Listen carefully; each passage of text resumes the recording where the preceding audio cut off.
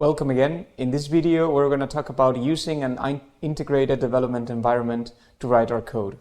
So, an integrated development environment, or an IDE, as you'll see written in most places, is a simple program that writes other programs. But it's much more than editor.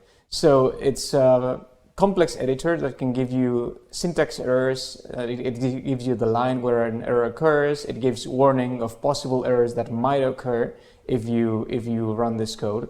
It can help you write code by giving you suggestions and completing your statements. And it can also help you run and debug programs. And it may also have other integrations for systems such as Git and version control, an integrated terminal to run other programs, simultaneous editing for pair programming, such as editing in Google Drive, and other plugins such as remote executions and many other functions. In our case, we're going to use VS Code or Visual Studio Code for this course. It's a very lightweight multi-language IDE from Microsoft. And if you just install Visual Studio Code, you just get a very simple editor. But if you install a few plugins, you'll get a full IDE for many different languages. In this course, of course, we'll install the Python and Git plugins, and you can freely install any others you like. You have other alternatives for IDEs in this course. For example, you can use PyCharm, which is a bit more complex and gives you more features, or simpler ones such as Tony or Idle, the IDE that comes bundled with the default install of Python in Windows. But you should avoid any notebook-based IDEs such as Colab or Jupyter Notebooks. Of course, you can always use any general-purpose editor, for example, Sublime Text, Notepad++, or even Notepad or TextEdit in Mac. But of course, you'll have to run your own code separately. This is the default UI of VS Code with a couple files open. Let's see the different elements that show up on screen. First, we have a few different panels. We have the Explorer panel, which shows us the files and the outline of the file. We have the Search panel, which helps us find text in any file that we have open. Git, which helps us deal with source control. We'll show that in another video. The debugger will let us run our code statement by statement and find out the cause of errors, and the extensions panel, where we'll go to install plugins and other additional functionality for VS Code. Down here we have the current file structure. We can see that the current file has two methods, one called perimeter and one called area, and both have a parameter called radius, which is shown in the outline too. Here we have tabs for the currently open files. You can have as many files as you want open. You can also organize files by dragging and dropping them across the screen and splitting the screen into multiple editors, so you can work comfortably in large screens. You can also see here the autocomplete feature. As I'm writing radius to complete the code for the area method, it suggests possible completions to me. One of them is the variable radius. And if I were to click enter, it will write the S automatically for me. Then we have the run button, play button on the top left corner. And if you click that button, a terminal will appear below, like the one shown here.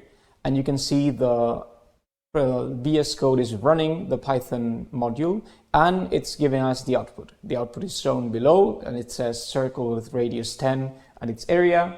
And you can see that the yellow part of the console command, it says Python at the end, so it's looking for the Python executable. And then the second part, it says circle after the yellow text, and it's looking for the circle module. Both are giving with the full path to my documents folder in my user directory, but you can just give them individually if you want to run programs simply. And this is equivalent, of course, of running Python space circle.py. If you want to use VS Code in your system, you have to follow these steps. So first, you need to download and install the IDE itself. You go to code.visualstudio.com and download the appropriate download from there. Of course, you might be using Windows, so you'll use the Windows installer.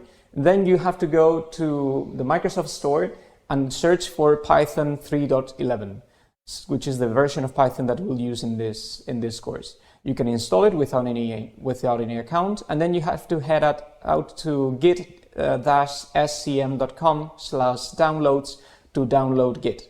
Once you've installed all these 3 programs, you can launch VS Code, open the Explorer panel, and open a folder. And as soon as you create a new Python file, VS Code will prompt you and say, okay, do you want to install the Python plugin? Okay, and then you're free to go, and your UI will appear as shown in the previous slide. If you're using any other OS, you just download VS Code, Python 3, and Git, and follow along with us.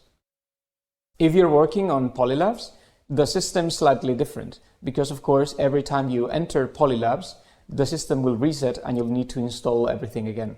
So we have prepared a small script which you can right-click and run with PowerShell, the option shown here. And once the script is done, you'll see this output as it's downloading and installing the different elements that you need to install. And once it ends, you can just open VS Code and follow along with the slides, with the instructions from the previous slide. So open a folder, create a Python file, and it'll prompt you to say, okay, you want to install the extension, and that's it. We have made available this installation file in polyformat in the resources section, and you'll have it available throughout the course to use it as you want. Once we are inside the IDE, we can run a simple hello world to test that everything is running. So we can create a new hello world file, write print hello world inside it, and then click the play button so we can run it and see the output down below. If for some reason you don't see the play button, you might see a select interpreter option on the bottom right of your screen. You can click it and then you can pick the interpreter you want to use. Or if you have not installed any, it will prompt you to install one from the Microsoft store. If everything works, we can go on. And we'll go on another video. See you!